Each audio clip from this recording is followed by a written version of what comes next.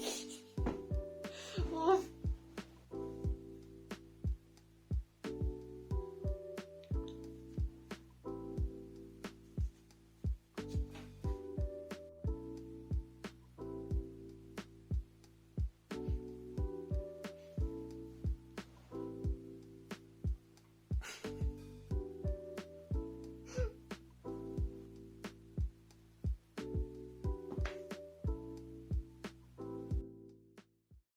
Çoğumuz bizi sarıp sarmalayan, bir yandan gererken bir yandan da düşündüren, dram veya gizem içeren gerilim filmlerine düşkünüz. Bizi sonunda ne olacak düşüncesiyle kendi etkisi altına alan, size birbirinden farklı, izlenilmeye değer 5 tane gerilim filmi önereceğim. Ben Nebete. Öyleyse şu filmlere benim gözümden kısa bir bakış atalım. Yazarlar her şeyi hatırlar. Özellikle acıları. İlk filmimiz 1990 yapımı Misery. Türkçedeki adı Ölüm Kitabı. Yavaştan alan ama her detayıyla sizi bir sonraki adımda ne olacak şeklinde geren, başarılı yönetmen Rob Reiner tarafından yönetilmiş eskilerin efsane dram gerilim filmlerinden biri. Stephen King'in romanından uyarlanmış film, ünlü bir yazarın son kitabını bitirmesi üzerine evine dönerken araba kazası geçirmesine ve yazarımızın kitaplarına deli gibi düşkün, kendisine onun bir numaralı hayranı olarak tanıtan bir hemşire tarafından kurtarılması konusunu hedef alıyor. Tedavi süresi boyunca yazarı kendi evinde ağırlayan, onunla ilgilenen kadının gerçek yüzünü filmi izledikçe göreceksiniz. Kısaca bir yazara sırf yazdığı hikayelerden dolayı nasıl acı çektirirsiniz temalı bir film. Başrolde James Caan ve Kathy Bates bulunmakta.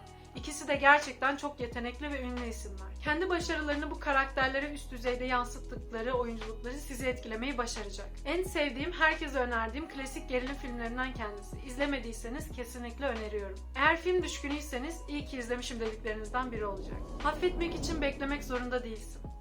Kendimi affetmekte özgürüm. Sen de öylesin. Bu güzel bir şey.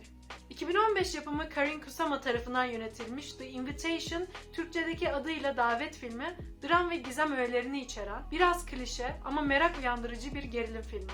Bir adam eski eşinin ev sahipliğini yaptığı bir akşam yemeğine davetlidir. Uzun bir zaman sonra bu davette yeniden buluşan arkadaşlar bir yandan eğlenirlerken bir yandan da onları ana karakterimizden dolayı aralarında oluşan rahatsızlıklar takip edecektir. Ruhsal hali bozuk olan ana karakterimizi davette birçok şey rahatsız etmiştir.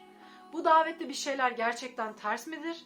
Yoksa ana karakterimiz geçmişteki travmalarından dolayı paranoyak bir halde midir? Temalı bu film birçok filmi anımsatsa da izlemesi keyifli gerilim filmlerinden biri. Logan Marshall Green, Tammy Blanchard, Michael Huisman'ın rol aldığı bu filme bir şans verebilirsiniz. Klişe bir hikayesi var filmin ama bir evde garip gerilim olaylarını ya da insanların arasındaki çekişmeleri içeren gerilim filmlerini severim diyorsanız şimdi gidip izleyin bence. Kiminleydi? Nasıl oldu? Nerede? Ne zaman? 25 yaşında kimse ölmez. Hiç kimse.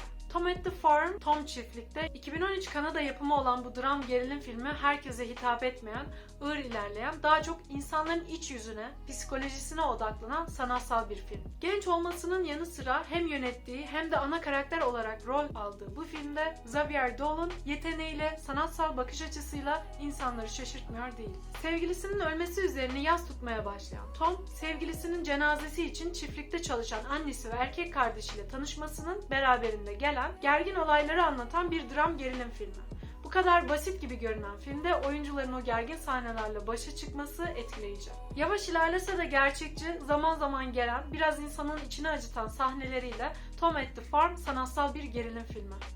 Bu tür psikolojik, yavaş, sanatsal gerilim filmlerini sevmiyorsanız, daha hareketli bir şeyler arıyorsanız önermediğim bir film. Ben her türlü filmden bir şey öğrenirim, her film kendince değerlidir gibi bir düşünceye sahipseniz bu filme kesinlikle bakmanızı öneririm. Çok bilindik bir film değil ama bir şans hak eden filmlerden. Şunu da söylemeden geçmeyeyim, eğer filmi izlerseniz bittiğinde muhtemelen pek bir şey anlamayacaksınız. O yüzden daha sonra tam olarak ne olduğunu, verilmek istenilen mesajın ne olduğunu anlamak için internette araştırabilirsiniz. Sözler verme, çünkü onları tutamayacağını biliyorsun. The Call 2013 yapımı Türkçedeki adıyla acil arama, suç, gerilim, dram ve korku öğelerini içeren bu filmi soluksuz izleyeceksiniz. Deneyimli 911 hattının çalışanı olan bir kadın önceden almış olduğu çağrıya benzer bir vakayla tekrar karşılaşır. Ve bu sefer geçmişindeki olaydan ötürü kendini suçlu olarak görmesinden dolayı bir daha aynı hataları yapmak istememektedir. Halle Berry, Abigail Breslin, Michael Eklund gibi oyuncuların ana merkezde olduğu bu sıkmayan, çok sürükleyici filmi kesinlikle izlemiş olmanız gerekiyor. Hikayedeki fikrin orijinal olduğunu düşünüyorum. Sadece anlatım ve olaylar biraz klişe ve her ne kadar bazıları katılmasa da sondaki verilmek istenen mesajın çok etkileyici olduğuna karşı bir şüphem yok. Sürükleyici, heyecanlı, aksiyonlu, biraz dram, daha çok gerilim dolu bir film arıyorsanız ve henüz The Call filmini izlemediyseniz filminizi buldunuz artık. Bir şeye alışkın olman, onu sevdiğin anlamına gelmez. We need to talk about Kevin. Kevin hakkında konuşmalıyız. Bu 2011 yapımı gerilim ile birlikte dram ve gizem öğelerini taşıyan, insanın kendisini ileride ne gibi şeylerin bekleyeceğini, asla bilemeyeceğini gösteren ve insanın kendisini sorgulamasına neden olacak bir film. Lynn Ramsey tarafından yönetilmiş bu filmin konusu bir annenin farklı, daha doğrusu garip, tehlikeli bir hale gelen çocuğunu sevmeye çalışmasını ve beraberinde gelen bu çocuğun akıl almaz olaylarını baz alıyor. Küçük yaşta tehlikeli belirtiler gösteren ama davranışları görmezden gelinen, manipülatif genç oğlu asla geri dönülemez şeyler yapmaya başlıyor. Ezra Miller, Tilda Swinton, John C. Reilly gibi isimlerin rol almasının yanı sıra o zamanlar küçük yaşta olan küçük Kevin'i canlandıran Jasper Newell ve Rutger gerçekten başarılı oyunculuklar sergilediler. Her ne kadar küçük yaştaki çocukların filmlerde bu rollerde oynamasını doğru bulmasam da hikayedeki konuya, karaktere, kendilerini adapte edebilme yetenekleri yadsınamaz bir gerçek. Bir de bonus bir film önereyim. Yabancılar küçük kızlarla konuşmamalıdır. 2005 yapımı Hard Candy, Türkçedeki adı Lollipop. Üzerinde çok durabileceğimiz, izlemesi ağır, dram ve gerilim filmi. 14 yaşındaki bir kızın reşit olmayan kızları kaçıran, 32 yaşındaki bir adamla tanışmasını ve beraberinde gelen gerilim, rahatsız edici, intikam dolu sahneleri takip ediyor. David Slade tarafından yönetilmiş, Brian Nielsen tarafından senaryoya alınmış bu film genelde insanları iki tarafa ayırıyor. Bir beğenenler oluyor, bir de nefret edenler. Genelde sinemada bu olaylar böyledir. İlla ki hiç tutulmamış, beğenilmemiş bir filmi, bu benim favori filmim diye gezinenler de vardır. Çok ünlü ve çoğu kişi tarafından sevilen bir filmi dünyanın en kötü filmi diye ortalıkta gezinenler de vardır. Herkes kendince haklı, siz de izleyin, kendi tarafınızı seçin, ne diyeyim yani. Yalnız filmde başrolde olan Patrick Wilson ve Ellen Page'in üstün oyunculukları gayet başarılı. Yani o an yaşanılan iğrenç, acınası ama intikam dolu duyguları sayelerinde güzel paylaştı. En azından Ellen Page için izlenilebilecek iyi filmlerden biri.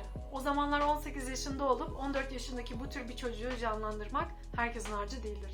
Bunlar önerdiğim daha çok psikolojik ağırlıklı gerilim filmleriydi. Gerilim filmi deyince çoğu kişi direkt hareketli aksiyon filmlerini aklına getirir. Senaristlere ve yönetmenlere bağlı olmakla birlikte film türleri genellikle içli dışlıdır aslında. Bunu yok saymamak gerekir. O yüzden mümkün olduğunca hemen hemen tüm türler hakkında bir bakış açısı edinmeliyiz. Eğer aralarında izlemedikleriniz varsa ve onlara pek sıcak bakmasanız bile en azından denemenizi öneririm. Filmler sadece insanlar için zevk unsuru olmuş videolardan ibaret değildir. Eğer hikayelerini, anlatımlarını, pencerelerini biraz aralarsak öğrendiğimiz şey çok küçük dahi bile olsa bize yeni bir açı kazandırmış olacaktır.